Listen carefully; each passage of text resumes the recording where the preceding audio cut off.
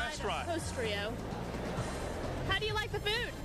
It's excellent. It's even better than San Francisco. Will you share? If there's anything left, you can have it. Ron, I think you should head over here after you're done. I would like to give it a shot over there in just a little bit. I had dinner here tonight, but actually, I had dinner at a different restaurant here. Let's see, it was Panda Express where I had dinner tonight. So they do have a wide range, certainly, of restaurants here at the Venetian. Post Rio certainly is one of the finest, if not the finest restaurant here. And that's where Cara Liu is right now, hanging out, having a good, I think, football-type meal. Is it, Cara? That's right, Ron. We posed the question, what would a football player eat here at Post Rio, one of the famous Wolfgang Puck restaurants? And we brought out Chef Aram from the kitchen. He's been busy working hard, and you're going to tell us a little bit about what you'd prepare for a football player. Well, our football fans really love to have the bone-in ribeye steak. That's a big seller for our football fans. As you can see, it's a 24-ounce steak, and it's just a huge meal. How do you fit that in the oven? It's not easy. We have good-sized ovens back there. We also have a rotisserie pork chop, which is also a good size. We serve it with some gratin potatoes. That all looks wonderful. And it's quite a meal. Now, how long does this take to prepare, and could anybody do this at home? Anybody could do it. I don't think so, my friend. I don't think so. Sure, it's not that hard. It's really not. You need to have some oven space, though, because it is a good piece of meat, so it's a good-sized piece of meat. Chef Aram, thank you very much. Live from Post Rio. Ron, you better hurry up and come over here, because I'll tell you, I'll beat you to the punch every time on these gigs. I could still actually, I'm hungry. I could still try something else after this. Now, at Rebel football practice, of course, we've been showing you Mario Diaz been out there live all night, and he's going to be out there talking football. And how about a little boxing, Mario? That's right, Ron. You know, Saturday night, Augie Sanchez's dream of a championship fight becomes a reality when he goes up against Prince Nassim Hamed. But the Las Vegas story, in order to get a championship fight, is sort of like a modern-day version of Rocky with a Vegas twist.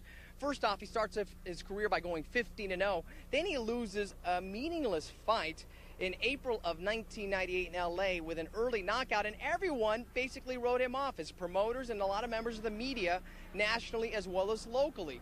Well, somehow Augie has been able to get himself a title shot, and the way he's been able to do it is with hard work. And Saturday night, it could be an opportunity for Augie to turn the Prince into the Pauper with a jackpot victory. After years of laboring in anonymity, the championship time has finally arrived for Las Vegas Augie Sanchez. Since getting bumped off the Olympic team in 1996, Sanchez has been bobbed and weaved by promoters and champions, but on Saturday, royalty enters the 22-year-old's life as he gets his long-awaited title shot against the Prince, Nassim Hamed. I have much respect for him, but to a certain extent, because I mean he's a world champion, and he's 34-0 with 30 knockouts. So I mean I can't take nothing away from him. Yeah, I feel like they're overlooking me, but I think that's a plus on my side, you know, because they're in for a big surprise. Sanchez's dream has always been to fight for his first title in Las Vegas, but when Hamed's handlers handpicked Augie for the fight, they took it at a moment's notice, even if it meant fighting away from the Valley. As soon as we heard this opportunity, we weren't going to spoil it because of a location.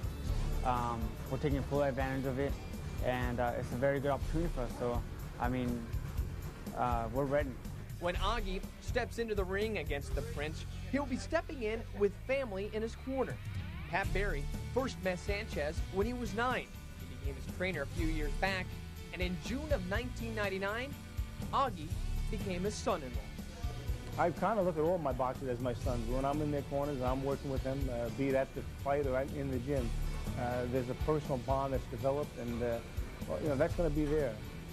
I put all my trust in this man, and I know he's there to protect me. So I feel very comfortable with him.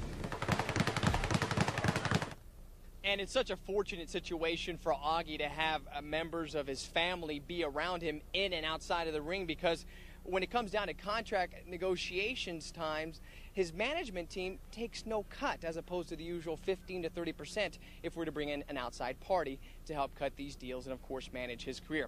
Now, the question is, does Augie have a chance? Well, going into this fight, absolutely. Simple reason is that Prince Naseem Hamed is looking over him, and Augie has the power, Ron, that if he goes in and does not make any mistakes and capitalizes on Naseem Hamed's wild fight attack plan that he's going to come in with, because he's always wild when he fights, then Augie could very well clip him, and who knows what could lead to what after that. Big fight, certainly, for Augie and for the Prince, certainly, this weekend. I like seeing the guy in the ring. He's nuts when he enters the ring and looks pretty wild. Yeah. All right, time now for tonight's Sprint First Source phone book trivia questions.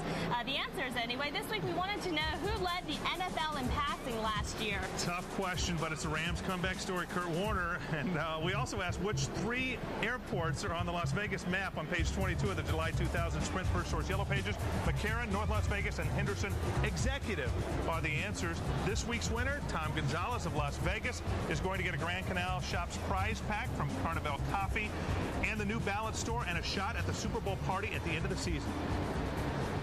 Watch the next Monday Night Quarterback for another chance to win.